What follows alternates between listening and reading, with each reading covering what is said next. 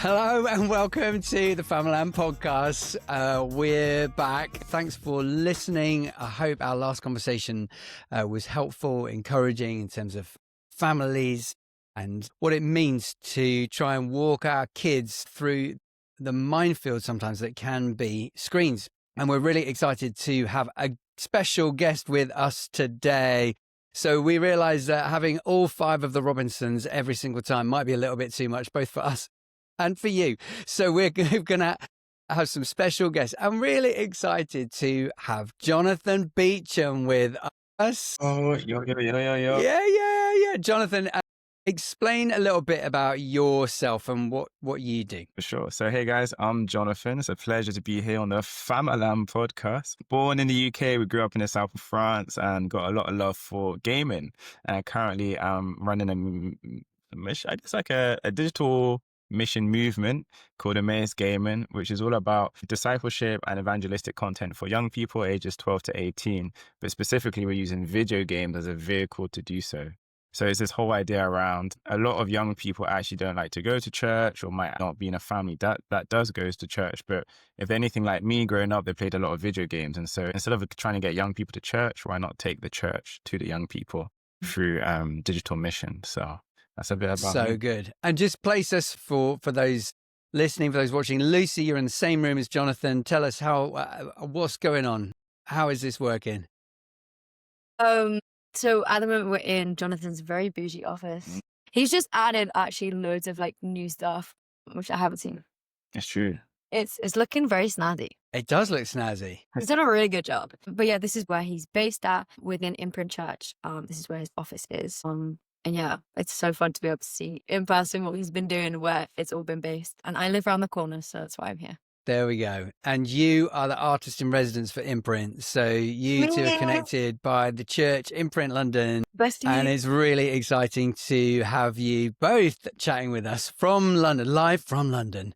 And I'm feeling like I need a little bit more greenery. I think we've got a green plant in the background if you're watching this. Yeah, you've got more greenery than we have. So, and I realised I haven't introduced myself. I'm Gareth Robinson and hosting this podcast with our family, Lizzy, Daisy and Toby, who aren't here, but Lucy's with us and hanging out with Jonathan. So Jonathan, it's a big topic. We barely scratched the surface when we talked in our previous episodes. So why don't you tell us a bit about your story and how screens were a part of your life growing up and how that was a good thing and maybe potentially some of the pitfalls as well. Tell us a bit about you. Yeah, for sure. I guess for me, a bit of context in terms of my family. So I've got 2 parents and then a brother who's 10 years older than me. So it's such a big age gap. After whatever he was doing, I always wanted to do too. So when he was around like 13, 14, we got a joint Christmas present. I don't know if you ever use this strategy, Gareth, where you can't quite afford one present maybe for each individual child. So it's all of your presents. Top tips from Jonathan Beecham right here. Parenting tips are coming up. That's good. So I think it was like, it must have been maybe, I don't know, like 2004, 5, maybe 2006. We both got a PlayStation 2. That was like my earliest memory. Like, okay, we both got this console. Me being like, around 4 years old, but he was 14. So the type of games he wanted to play or how often he wanted to play, or even like just the understanding of the PlayStation definitely went over my head. But it was something that he really enjoyed. And so I spent loads of time just like sitting next to him, watching him play. He'd often give me like the second controller, but then like not connect it to the console. So it looked like I was like doing stuff, but I didn't know what I was doing, and he was actually playing. So yeah, that's basically top tips. That's why that was kind of like my early introduction into gaming or into like the world of screens, and so definitely kind of like embedded like an early love for it. And as he grew up and then eventually went to uni, so he would have been 18. I would have been around like 8 or 9. So that's probably when like all of a sudden he left and he didn't take the PlayStation with him. So that was mine now. That was like mine in the house. That's when I could have had a lot more playtime on it, and then also also, yeah, with a lot of my friends, that was a great way to connect with each other. You know, if we went to, I grew up in the south of France, and all my friends could be in like a 10-15 minute cycle from each other. So we basically just spend a lot of time, summer holidays or whatnot, just cycling to each other's house and playing on like the Wii, like Wii Sports Resort. You know, there's some of that OG, well, OG for us, I guess. Yeah, and we were quite an active bunch of kids as well. Play like football, tennis, ping pong in the garden, and then if we got bored of that, we then go inside and play Wii Sports on the screens or stuff like that. Lots of fun memories, lots of ways to connect, to enjoy each other's company. But also, I can definitely see how you could sink a lot of hours. And so for me personally, it kind of got a bit tricky as I got into my teenage years. So growing up, I obviously did normal school, like GCSEs and whatnot. And I'd be lying if the screens didn't have an impact on my study time or my revision for the GCSEs. I ended up doing the International Baccalaureate as well. By the grace of God, we got through it. We passed. It definitely might have been a bit more smooth had I had better boundaries put in place. And bless my parents, they did the best they could. But yeah, you can kind of get your own way if you kind of figure out how to, you know how it is. Well, maybe we'll come back to that. But Lucy, thanks. That's really interesting, and there's a few things I'd love to pick up in a minute. Lucy, you were talking about a study that you've come across about the positive aspects of screens, gaming. So tell us a bit about what you've found. Yeah, I think obviously last episode we were talking a lot about the negative impacts of screens, and I think Daisy briefly mentioned how she is using it for her job and that kind of thing. I kind of mentioned obviously my art stuff, kind of have to use it, using it, there are ways that we can use it for good. And as I was thinking about it, I was like, there's obviously research that says that there's bad things about it, but there's also going to be stuff that says it's also positive. Sure. So then I did some research and I came across this study that Oxford University did. I came over two ones. This one was basically just quoting things of, let me just find a quote. Here we go. It says, our findings show video games aren't necessarily bad for your health. There are other psychological factors which have a significant effect on a person's well-being. And later on in the article basically talks about how that these games can also introduce a positive factor to your well-being. And that's how it's not always got to be negative, because they're spending so much time playing with other people, and it's that release from the real world and all these different emotions and stuff that are coming through. So it was really interesting putting that together with the research we saw last week, and how there are so many kids playing, but it doesn't necessarily have to mean it's a bad thing, which is why it's so amazing what Jonathan's doing at the moment. Yeah, for sure. So good, Lise.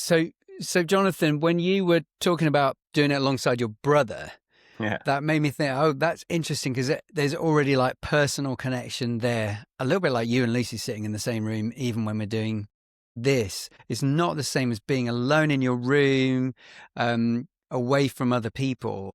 Do you think that had an impact because you were doing it with your brother? It was a very personal thing that you did together? For sure. I mean, as I mentioned, we've got quite a big age gap, so about 10 years. So currently I'm 26, my brother's 36. He's just had his first child as well. So I'm a new uncle, which is beautiful. And also in terms of characteristics, we're actually very different. So I was going down more the kind of sporty, maybe, kind of social gaming route, whereas my brother's quite academic. He did history, did a master's in film, television, horrible histories. He's done a lot of stuff on horrible histories. No, so crazy. He's kind of proper nerdy on Egyptian period and stuff like that. Love that. We're quite different actually when it comes to temperaments and how we are, but our common point is actually gaming. And so it's really cool that even now, so many years after we were playing together, sitting next to each other, that's often what we can kind of talk about. Oh, have you seen the latest game that just dropped? Oh, did you see how especially because he's a history guy, oh, did you see in this game there's da da da da da, and he'll tell me loads of cool, interesting facts, and I'm like, yeah, sick. Yeah, definitely. I just played it. So lots of fun memories like that. And then even once you start kind of nowadays with the internet, it's very easy to play games online and not have to be in the same room, but you can play with your friends from their different consoles on a PC from their humble abodes. And yeah, again, like such fond memories. Definitely, I would say net positive, more positive than negatives when it comes to memories cherished and friendships. And I think especially now it's even more obvious that I'm an adult and like life comes with its different complications and you get a bit busy with this, that, whatever. And actually just being able to spend maybe a little half hour or 1 hour with one of the boys that you used to play a lot with when you were 16, but now because of how life be, you just don't have a lot of time. Actually just being able to bond and connect over like common grounds. It's just like really fruitful. And it's one of the main ways I actually stay in contact with a lot of my adult friends now. So it's not just something that's good for when you're a kid or a child, but also even into your adult life. Whereas maybe there's other hobbies that might actually almost be like capped or stopped in your adult life. I think a barrier of entry to gaming and how easy it is just to have a console, pick up a controller, versus if you were like into like professional hockey, it might be tougher to find like, or find the time to squash it in, or like a little half hour, you're not just going to play hockey. Yeah. It's interesting you say that. Like, I was talking to a few friends and even my boyfriend about it, and like he'll just be like, "Oh, like I haven't like been able to hang out with the boys, but we all jumped and played on FIFA." Actually, people do tend to turn to it when they may not have time to go out or necessarily do all these things. They can go home in their own comfort, which is probably free, apart from like all your like passes or whatever, guys. I'm not that much of a gamer, so I don't know. But it was like really interesting. We might not have that much time, but we can jump on and play a quick game together. And that turns into a way of being able to connect with his friends. So let me ask a question to dig into that a little bit more, because that's really interesting. One of the points that Lizzy was saying in the previous episode was because of all the stuff that she had learned about online grooming, the thing that made her really nervous about any online game, because you're right, Liz, you buy these access passes and you can connect with anyone around the world. It's incredible in one way, but some parents, perhaps understandably, because you are allowing your kids to connect with people that you've never met. You don't know what they're like. And suddenly, if they're spending time with these other people, potentially they're pretending to be your friend, but they might not be. There might be older people. Tell us a bit about online safety and what you've learned about that. Because playing the Wii with your friends is one thing.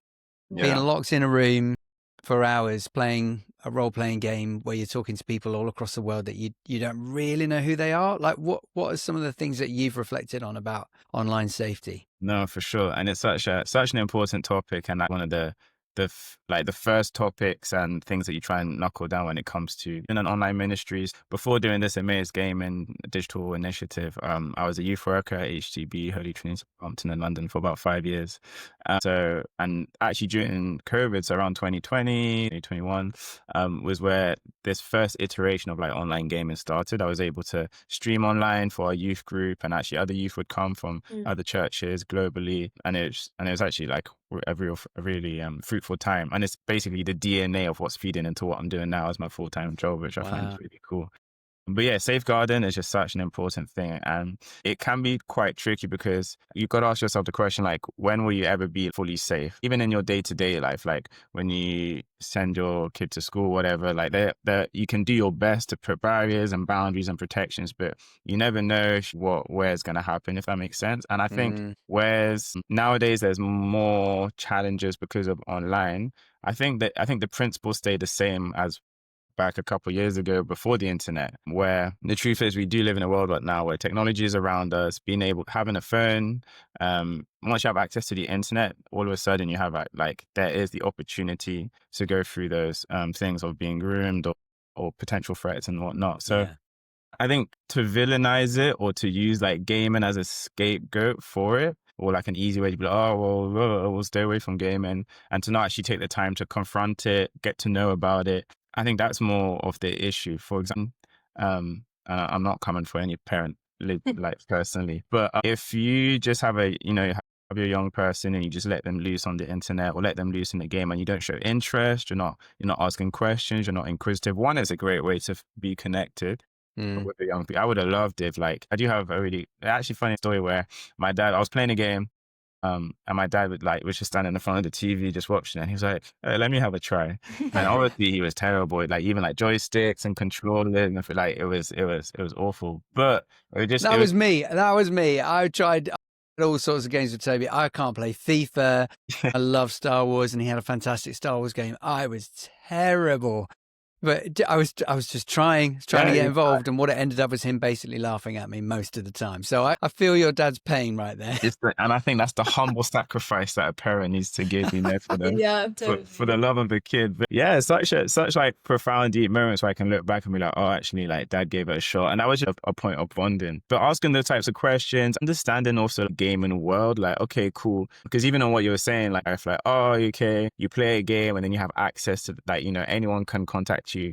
Not to be pedantic, but that's not necessarily the case, actually. So, for example, there's a lot of games where maybe you're playing like 5v5, like, and so all of a sudden you only have access to another 9 people, and then actually it's 2 teams versus each other, so you're not actually communicating with the other team. So really, you're just talking to 4 other people. And when it comes to gaming servers, it gets a bit techie, but you don't really play with someone in America or like Africa or whatever, because that should be bad in terms of internet connection. So it usually keeps you to like Europe. So I think once you can kind of like combat those bigger, maybe stereotypical thoughts of like, oh, they're on the game and they're talking to everyone and anyone, and they're going to get my child's information, and it's like, it's not really true. But actually, you wouldn't know if you didn't do your own research, if you didn't ask questions. And ask a young person, like, oh, if you hear them talking to someone on the mic, be like, oh, who are you talking to? And they'll probably say that, oh, it's Pika747. That's like that'll be the username. Like,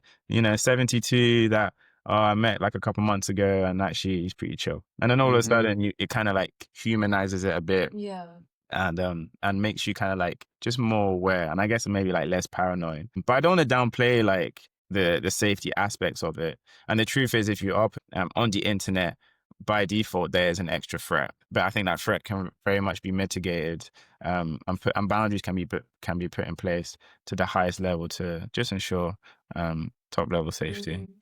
Can I ask a question? Yeah. Okay.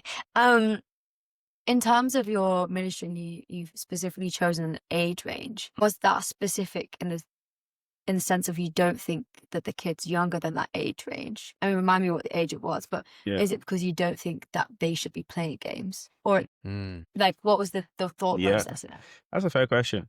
Specifically in terms of MA's gaming and it being targeted to 12 to 18, that's just me being like youth work, and that being the age range for secondary school. So from like 6 or year 7 onwards. In terms of your question of like, oh, should people under that age play video games? I mean, you've got lots of child-friendly games. Often in the gaming world, you've got like a rating system. So it goes PEGI 3, PEGI 7, 15, and 18.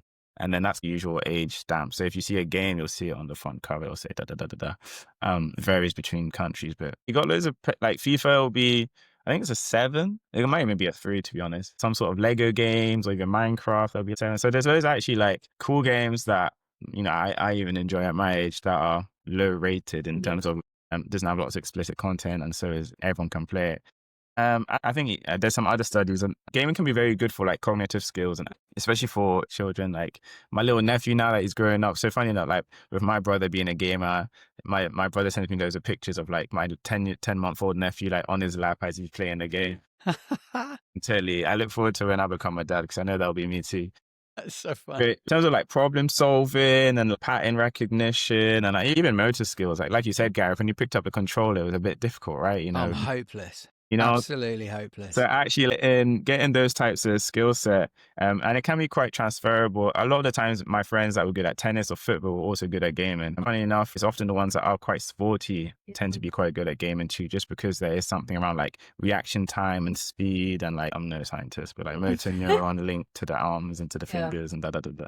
So I think, I would encourage kids to play. Having said that, though, like all things, you got to do it in moderation. Too much of anything would be bad. And we would be kidding ourselves if we didn't know that phone companies and whatnot, it's multi-billion company, like corporate companies that are trying to pumping in like advertisement, but also tech to try and get you to stay on your phone. Like, we can't beat around the bush when it comes to that. And so just being aware and putting the right boundaries in place and having that healthy dialogue with your child is necessary. Because for sure, I'll definitely say there were times growing up where my mom would be like, yo, it's time for dinner, time to get off the game. And I'm like, but mom, it's an online game. You can't pause an online game. Like if it's a Yeah. story mode, you can, but if it's online, like you're playing with other people, you can't just pause it. But they can't really understand that concept. Just kind of went over over my. Sometimes it's a pull in the plug situation. Sometimes it's a turn off the internet, which that kind of just creates a bit of friction over after a while. So just a little, yeah. Yeah. So just being able to like have those conversations, and what I've realized has been helpful is just being like them saying, okay, cool, like this is how much time you have to play. If you've got 10 minutes left until dinner, that's on you. You should start another game. Like you should be able to, micromanage your time management, and what's up. So yeah, there are ways to go about it. There are ways, and I think all kids can play, just in moderation. In terms of like, the age restrictions and stuff, how fluid do you think that should be? Do you think we should stick to it completely? Because we were chatting about this last Good question. And we were talking about films and how actually they got a bit more relaxed when it came to Toby, and I had issues. Only a little. But the games, how different do you think that is? Do you think, because on the hostel world, I've been chatting to some kids, it's crazy. You have like 6-year-olds playing GTA, which I mean, yeah. So like, what's your stance on that? What's your advice? Did you have friction growing up? Would your advice be to parents, I guess, who have that friction? Well, I'm going to assume my parents ain't watching or listening. Not that they don't love the Robinson family, but I'm willing to be transparent on the podcast. My parents, they did kind of like hold a more maybe conservative traditional view on it. So if you're not 15, you're not playing the game. That was kind of the vibe. And so some of the games that a lot of my 12 and 13-year-old friends were playing were the Call of Duties, were the Halos, which are like 18 plus. And so for real, sometimes I would cannot confirm or deny if I went to their house, and cannot confirm or deny. And if Lucy has a similar story, but it was about The Simpsons. It was very innocuous. Cannot confirm or deny, but may or may not have happened. But yeah, I guess it's like, what's my view? Honestly, I think it's really tough, but I think context does matter. And if you have like a universal rating of like 3, 7, 12, 18, whatever, sure, that's all well and good. But often the reason the game will have that rating, or a film will have that rating, will be because of the specific themes within the game or the film. And so, for example, something that like as a family we really enjoyed watching when growing up was like a James Bond. James Bond was almost like a Christmas film for us. And most Christmas we'd watch a James Bond. But I was watching James Bond maybe at like 10. Most James Bonds are 12. Some of them get a little crazy, a little 15 rated, you know what I'm saying? But because it was primarily like shooting and violence, and there was a certain standard like that's kind of far out of my reach, and especially in terms of my setting, it's never anything that I should sign up like struggling with or whatever. So I think there was like an educational decision to be like, okay, cool, we feel comfortable with this. But if there's a game that's 15 or 18 because like drugs, or it could be like, nudity and whatnot, that I would be a lot more firm on in terms of like my child or my people being like, oh, well, that's probably not best. And that's just not the type of thing you want to be exposing a young person to. So should you follow the game rating system? Yeah. In general, yes. I think it's a good indication. That's why it's there. But I think context-wise, like, had I started playing Call of Duty at 12, 13, there's studies that show that violence in games doesn't actually correlate to violence in person. Yeah, I think we kind of snuck Star Wars shooter in because it was like they're only stormtroopers.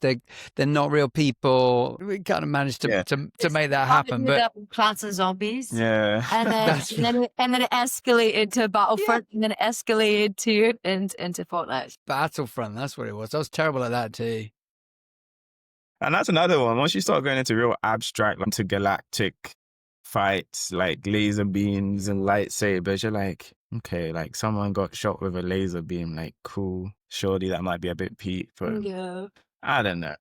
I'm probably a bit more chillaxed, but I just don't like it when gaming like gets like the brunt of like bad rap. Yeah, and it's like it's actually not deserved. Why do you think they do get a bad rep then? Because one of the reasons we started this podcast, the Netflix series Adolescence portrayed this kid who's been stuck upstairs playing online with people that his parents didn't know. They didn't know anything about what was going on his phone, in his room, on his gaming console, and I think that it hit so hard because so many people were like, yeah, that's a genuine fear that we have. Yeah. So why do you think all these studies show actually you let a kid play shoot 'em ups, they're probably not going to go and start shooting people outside. Why do you think it has that reputation? Yeah. I think there's a certain level of like laziness on the parent or guardian to not do their due diligence and like understanding their kids' world. So it's just easier to blame the game rather than actually take the responsibility to be involved with your child. That might come a bit harsh. So apologies if that triggers anyone. But I can totally see if you actually spend like, an hour a week, 10 minutes a day, whatever it is, to actually just like be with your child, what they're doing, give more context. And because often it's much bigger than just the game. In the same way that we're using at Emmaus Gaming, we're using gaming as a vehicle to spread the gospel. In the game, it's a means to an end. It's just a vehicle. They could very much be playing football, and you could actually have problems in like, football locker room chat and da da da da da. Like gaming is just another tool, but what's actually like the principles and the fundamentals behind it. And so I think gaming can get a bad rep because if you don't understand the world or you don't understand what's happening, there can be certain levels of fear mongering, or just, if you don't understand something, then naturally kind of be biased against it. But you mentioned a good point in terms of like adolescence. And yeah, I think that having said that though, I've got friends that are like social services and probation officers and whatnot. And so I actually have encountered a lot of behind the scenes online grooming and code words and code emojis to mean certain things and incel culture and whatnot. And so to deny it would be false. Like it is a reality. And again, I'm no parent yet, so it's hard to like to even chime in and give my 2 cents. Well, take it with a pinch of salt, I guess. But I think there is something about like if you do have like relationship with your child, if you are in proximity. I guess as a youth worker, I remember when parents used to like drop off their kids and expect us to like fix them within like an hour time slot and then hand the child back to them. Like sure, we're a youth worker and we might have an hour or two of them in a week, but you as a parent have the most touch time with your child. Like you are the first point of contact when it comes to instilling godly values, building like emotional intelligence. So I think ultimately like the parents or guardians are like the first point of call. And then anything else, especially as youth workers, kind of like it's a sprinkle on top, if that makes sense. But yeah, going back to the gaming topic, like just being aware of it, being intentional with it, not shying away from it, not allowing fear to dictate then what your response is and your reaction is. And also just being aware that if you react badly, naturally as a child, I remember as a teenager, you just want to hide. You just want to go inside. Oh, okay. You don't want to spend time really understanding me and deeper than the surface what's happening. Then that's when you kind of start hiding stuff. Yeah, sure, I'll go to my friends. And when you ask me, oh, what did you do? I'll be like, yeah, we played football. No, we played Call of Duty for 2 hours. But like, if I told you that, I know what the response is going to be. And there's not an open dialogue where we can have like true chat. So yeah, open dialogue and like putting biases aside would probably be my top tip. It's really good. When you were talking about your own childhood, you were explaining how you used to play with your friends, you'd be out playing football or whatever it might be, and then you went online. What would you say to parents who don't see their kids going out and playing with their friends because all they want to do is go on a screen? How do you counter that addictive nature? Like you said, these companies are trying to get you to stay on your phone or stay on the PlayStation, whatever console it might be. Okay, you're not a parent, but as you say, you're a youth worker and you've had personal experience of this as a kid too. So I'm sure there are parents who are like, yeah, but what do I do? Because my kid doesn't want to go out and play with their friends. They do want to play with their friends on a screen. They want to be online. They want to get downstairs or upstairs or wherever the gaming room is and be in their bedroom away so that they can be with our other friends. What would you say to a parent with that kind of worry? For sure. I think something that was really helpful for me growing up was the principle of boundaries in the household. So something that my dad always told me, which I think was really healthy, was until you're 18, it's like my house, my rules. Until you're 18, like you're living with us, we have legal guardianship over you. So, we'll have open conversation when it comes to stuff and whatnot, but we have a responsibility. So we have rules and we have certain boundaries. But you made it very clear. The second you're 18 and you're an adult, you can do whatever you want. Yeah. We're going to do our best for these 18 years to guide you in the ways of the Lord, to set principles, for you to grow and mature as a man. When I was like 14, I was like, oh, I'm 4 years away from so long, like da da da da da. But actually looking back, I'm like, wow, like that was such a good way to go about it. I guess for parents that have children that are just want to spend time on the game, there's nothing else that they're interested in. I feel blessed that like I was naturally interested and curious and loved football and tennis, and I played drums and I like to get outside and whatnot. So there was somewhat of a natural balance. Yeah. I think as I grew older, actually into my teenagers, maybe that happened less. And so maybe I dropped a couple activities and spent more time indoors. But something I enjoyed doing was actually playing like ping pong with my dad. Again, I think the parent has a lot of influence when it comes to what their child does on a weekly, on a day to day. And if you offer to spend time with your child outside, they might say no, but after a while they might say yes. You know what I'm saying? Like, yeah, are you creating the space for them to actually like, and whether it's like, I don't know, it's a cinema trip, it could be free stuff, like a walk in the park, like let's take the dog out, or if you don't have a dog, just walk, walk without the dog. But I think once you just leave them to their own devices, that's when I think the billion-dollar corporations will probably have a hold on them, because it's like, yeah, it's so much easier for me just to pick up a phone and watch a YouTube, there's tons of YouTube videos I can watch, or Netflix to watch, or games to play, or da-da-da-da-da. So if you're creating opportunity for there to be a breakage in the constant flow of gaming, and a lot of it is like very routinely patterned. So these games will have things called like battle passes or levels or achievements. Every couple of hours, things are put in strategically for you to get like a dopamine hit. Like, oh, I got level 10 or 50 or 20 or unlock. Okay. So these games are made to want you to grind, to hustle in the game, to like get to the next level, to get to the and so if there is a like pattern in that, on that playing daily or playing like for multiple hours, it can very much take over. And I can think of so many times like a new game comes out and it's like, oh, I want to get really good very quickly, or oh, there's loads of things I want to be doing. I can totally think of times where it's like I'll go to work and then I come back home and just play the game.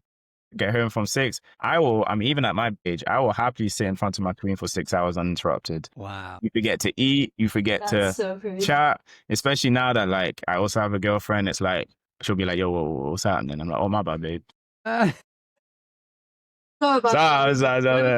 It's so easy to like sink time into these games, but something about like healthy balance, putting boundaries in place. I often try and like do the gaming thing last, because if I start with it, then it's more likely to then take my whole evening. If I go to the gym first, cook my meal, call the people I need to call to, then like I have an hour to myself, an hour and a half from like. But what about bedtimes, right?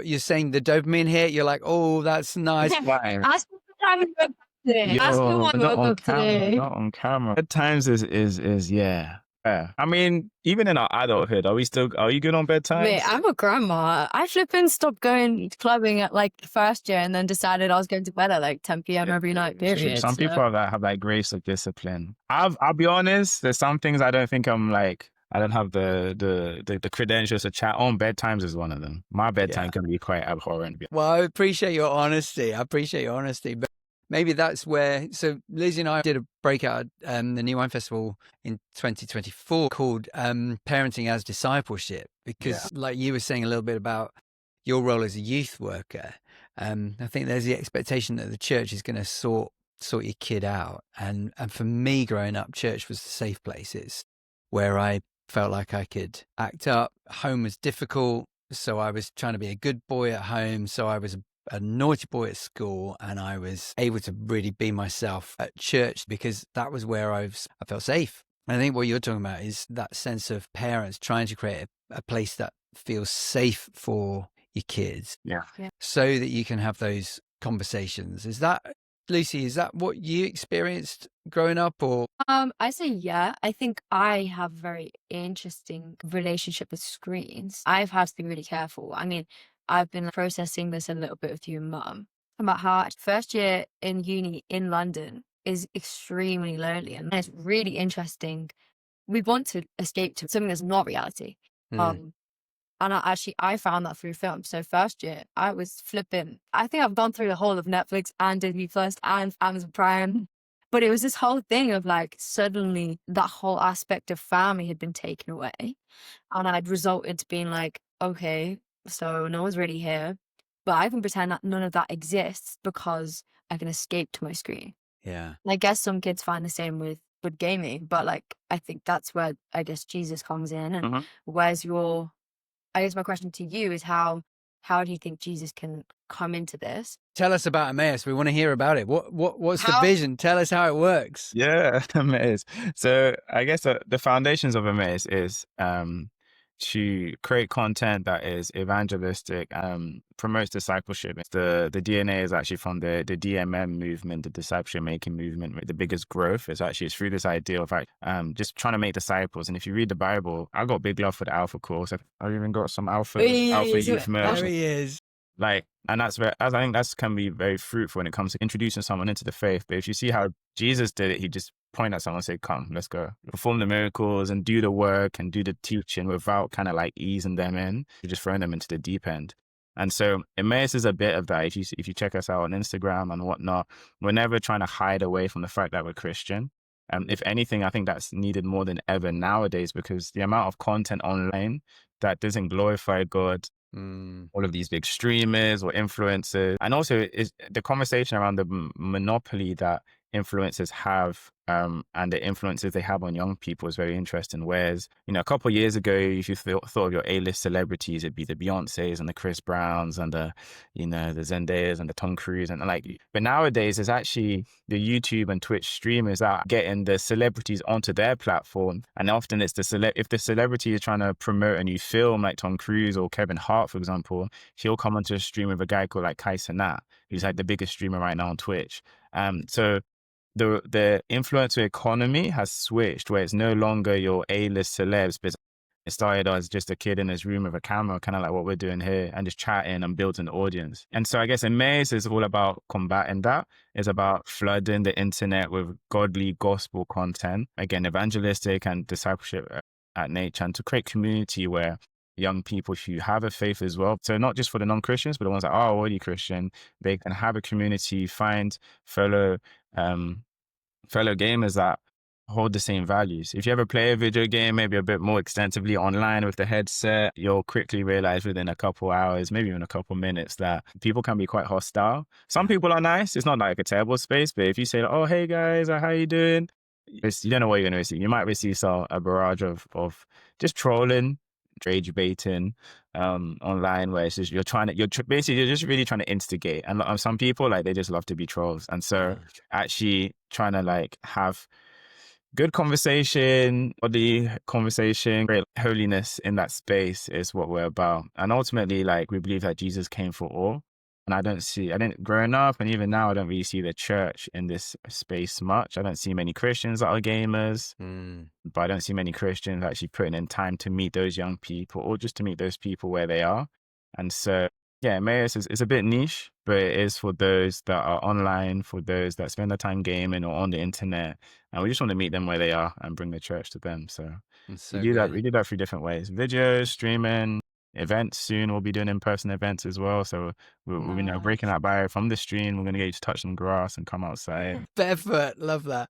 And so it sounds like much of what you said has been around, like we said, creating a place of safety where conversation can be had genuinely about what's going on. Trying to set clear boundaries with the expectation that actually you're doing that on behalf of your child, because they're still developing and the dopamine is going to hit harder for them. So you probably have to go in a little bit harder with boundaries because they're going to want that more and more. So you have to put that really clear for them. You talked about the ratings and trying to have conversations. I know that we tried to do this, explain why. So, hey, look, that's Peggy 15. So no, you can't play it because of what you're going to see. And it's my job to try to protect you. And then it doesn't make you popular in that moment. But that's the discipleship aspect, I think, of the parenting thing of doing the unpopular thing for the good of your child. So thanks, Jonathan. That's been such a helpful conversation. Really interesting. Any final thoughts from you? Well, thanks so much for having me on. Really cool to see, even if through what you guys are doing as a family, you're engaging with people online and you're using the usage of social media and screens to actually promote the gospel talk and godly conversations. So yeah, I guess my final take for anyone listening that is maybe a bit more conservative when it comes to gaming, if you have children and you're not too sure where to start, just have this conversations. As you just said, Gareth, maybe might not be too popular, but actually you're doing the the tough job of raising a child. And so as long as you're there, you're intentional, you're sacrificial in nature, and you're willing to do the long suffering piece, I'm sure you'll figure it out. So God bless you and your ministry. Any thoughts from you, Luce, as we come to a close? I guess just quickly as well, like there's if it feels like a very difficult situation where there's a disconnection in what you think and what your child thinks or what the family's thinking, like there's power in prayer, there's power in not only praying by yourself in your room, but also praying as a family and actually like just incorporating Jesus. So sorry to Love be that person, but no, that's really good. And well, that's a very helpful link, Lucy, because what we tried to do as a family, each night we would sit around the dinner table and we would do our highs and lows together. So no screens were allowed at dinner. We would have some chit chat, whatever. People would be talking to each other, and then everyone was listening to everybody's highs and lows. So Jonathan, I hope that's okay. We end each podcast with our highs and our lows. So go on, you're the guest. You can kick us off. What was your high and your low, and then who do you choose?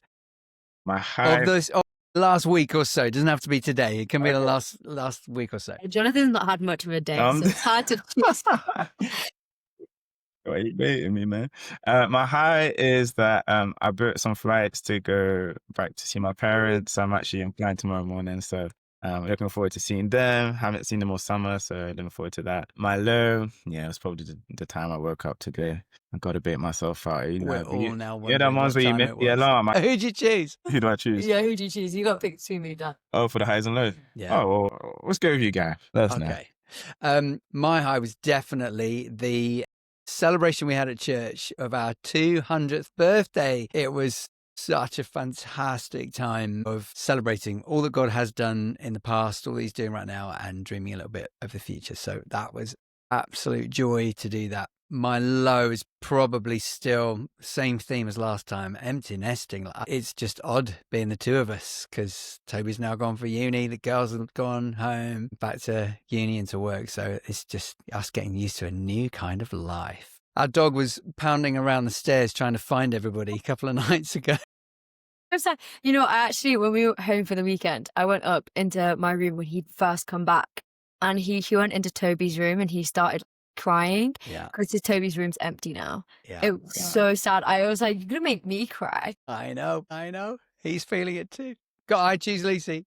My high yesterday, I was really productive in painting, which we love, and I met some really cool missionaries who like did a bit of networking with. It was just so fun.